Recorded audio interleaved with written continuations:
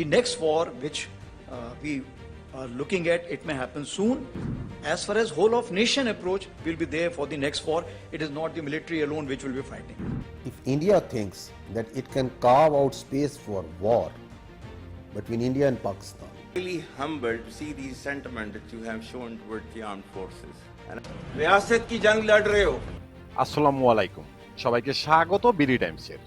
বর্তমান সময়টা গোটা পৃথিবীর জন্য এক ভয়াবহ মুহূর্ত। এশিয়া থেকে আফ্রিকা, মধ্যপ্রাচ্য থেকে পশ্চিমা বিশ্ব, প্রতিটি স্থানে যেন মুসলিমদের মারার প্রতিযোগিতা চলছে। কিন্তু এর চেয়েও ভয়াবহ কিছু একটা ঘটতে চলেছে, যা হবে মানুষের কল্পনারও বাহিরে। আর তা এখন স্পষ্ট হয়েছে পাকিস্তানের সেনাপ্রধান ওয়াসিম মুনিরের বক্তব্যে। পাকিস্তানের এই সেনাপ্রধান যুক্তরাষ্ট্রের মাটিতে দাঁড়িয়ে স্পষ্টভাবে ঘোষণা দিয়েছিল, খুব অচিরে শুধু ভারত নয়, পুরো পৃথিবীর অর্ধ পৃথিবী ধ্বংস করে দেবে পাকিস্তান। কেন হঠাৎ করে পাকিস্তানের সেনাপ্রধান এমন ভয়ঙ্কর বক্তব্য দিলেন? এখন প্রশ্ন হলো, পাকিস্তানের শত্রু তো শুধুমাত্র ভারত, তাহলে কেন পুরো অর্ধ পৃথিবীকে ধ্বংস করে দেওয়ার ঘোষণা দিয়েছে? এর পিছনের কারণটা কি? এই প্রতিটি বিষয় নিয়ে সুন্দরভাবে বোঝানোর চেষ্টা করব আজকের এই ভিডিওতে। আশা করি ভিডিওটি শেষ পর্যন্ত দেখবেন। আর হ্যাঁ প্রিয় দর্শক, আমরা ইসরায়েলের বিরুদ্ধে আর ফিলিস্তিনিদের পক্ষে কথা বলার কারণে ইউটিউব আমাদের আগের দুটি চ্যানেলই প্রায় বন্ধ করে দিয়েছে।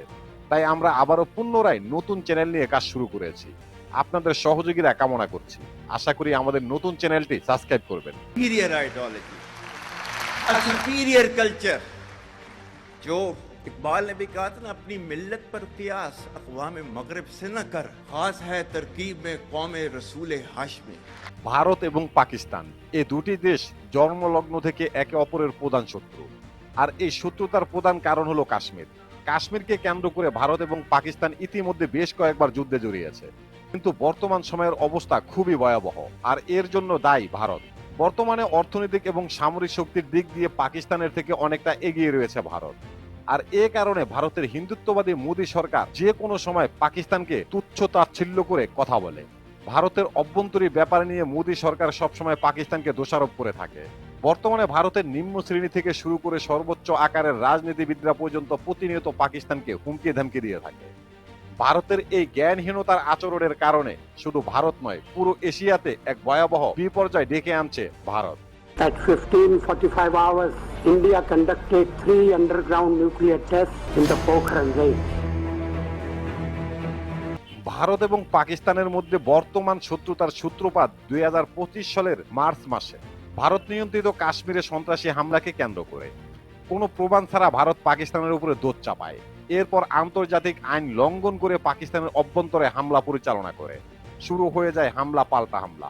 সামরিক, অর্থনৈতিক এবং কূটনীতিকভাবে পাকিস্তানের থেকে অনেক বেশি শক্তিশালী হওয়ার পরেও পাকিস্তানের কাছে ভারত খুবই লজ্জাজনকভাবে পরাজয় স্বীকার করে। ভারতের সবচেয়ে শক্তিশালী আকাশ প্রতিরক্ষা ব্যবস্থা, শক্তিশালী যুদ্ধ বিমান সহ অসংখ্য পরিমাণ সেনা হারিয়েছে পাকিস্তানের কাছে। এরপর পরে ভারতের নিম্ন শ্রেণী থেকে শুরু করে সর্বোচ্চ আকারের প্রধানমন্ত্রী পর্যন্ত পাকিস্তানের বিরুদ্ধে একের পর এক বিস্ফোরক মন্তব্য শুরু করে। সর্বশেষ ভারতের প্রধানমন্ত্রী পাকিস্তানকে হুমকি দেয়, এমনকি পাকিস্তানের জনগণকে পর্যন্ত হুমকি দেয়। ভারতের প্রধানমন্ত্রী সরাসরি ঘোষণা দেয় পাকিস্তানের জনগণকে বন্দুকের গুলি খাওয়াবে। এরপর পরে পাকিস্তানের পক্ষ থেকে একের পর এক বার্তা দেওয়া হয় ভারতের উদ্দেশ্যে।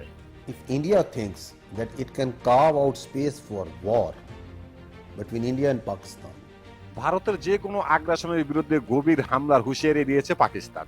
দেশটির সামরিক বাহিনী জানিয়েছে, যদি দিল্লি আবারও আগ্রাসনী পদক্ষেপ নেয় তাহলে পাকিস্তানের প্রতিক্রিয়া শুরু হবে ভারতের অভ্যন্তরীণ দিক থেকে।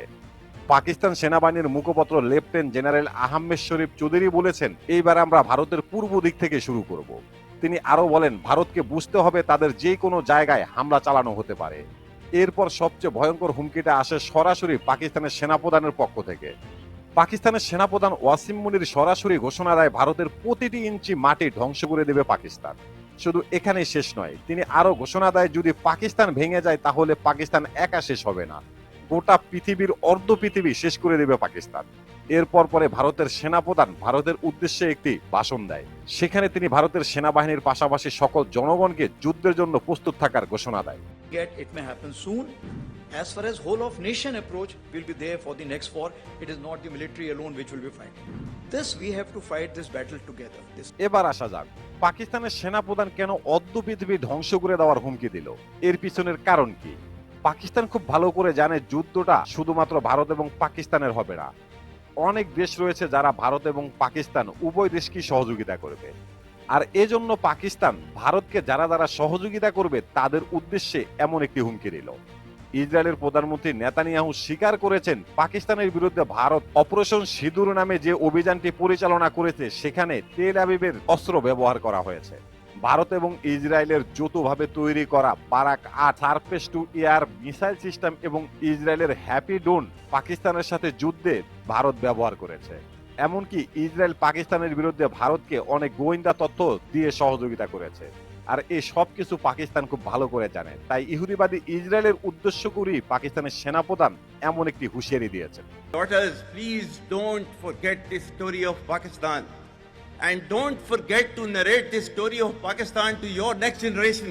পাকিস্তান খুব ভালো করে জানে যদি ভারতের সাথে পাকিস্তানের যুদ্ধ শুরু হয়ে যায় তাহলে পাকিস্তানের বিরুদ্ধে ভারতকে সর্বাধিক সহযোগিতা করে যাবে ইহুদিবাদী ইসরায়েল। এর কারণ হলো ইসরায়েলও খুব ভালো করে জানে সব সময় পাকিস্তানকে সর্বাধিক চাপের মধ্যে রাখতে হবে, না হলে পারমাণবিক শক্তিধর দেশ পাকিস্তান নিমিষের মধ্যে ইসরায়েলকে শেষ করে ফেলতে পারে। ইসরায়েলের বুকে আঘাত হানার মতো শক্তিশালী ক্ষেপণাস্ত্র, হাইপারসোনিক ক্ষেপণাস্ত্র পাকিস্তানের হাতে রয়েছে। আর এ সমস্ত মিসাইলগুলো পারমাণবিক বোমা বহন করতে সক্ষম। ইসরায়েল যেহেতু আয়তনে খুবই ছোট্ট একটি দেশ, তাই নিশ্চিত করে বলা যায় মাত্র ৫ থেকে ১০টি অস্ত্রের মাধ্যমে গোটা ইসরায়েলকে শেষ করে ফেলতে পারবে পাকিস্তান। তাই ইসরায়েল সবসময় সর্বাধিক চেষ্টা করে থাকে ভারতের সাথে যেন পাকিস্তানের যুদ্ধ লেগেই থাকে। এর মাধ্যমে পাকিস্তান নিজেরা নিজ দেশের ভূখণ্ড নিয়ে সবসময় ব্যস্ত থাকবে। ইসরায়েলকে নিয়ে যেন ভাবার মতো সময় পাকিস্তান না পায়। रियासत की जंग लड़ रहे हो, अल्लाह तुम लोगों के साथ है,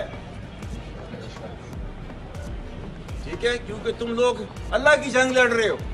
এখন প্রশ্ন হলো এই সব কিছু কি শুধুমাত্রই হুমকি ধামকি নাকি সত্যি সত্যি একটি সর্বাধিক যুদ্ধ শুরু হবে এশিয়াতে? বর্তমান পরিস্থিতি, বিশ্লেষকদের মতামত, জ্যোতিষী এবং বিজ্ঞানীদের ভবিষ্যৎবাণী, পাশাপাশি ধর্মীয় ভবিষ্যৎবাণী বিশ্লেষণ করলে বোঝা যায় বর্তমান ২০২৫ থেকে ২০২৬ সালের মধ্যে এমন একটি সর্বাধিক যুদ্ধ নির্ধারিত। আর এই যুদ্ধে জড়িয়ে পড়বে এশিয়ার প্রায় প্রতিটি দেশ।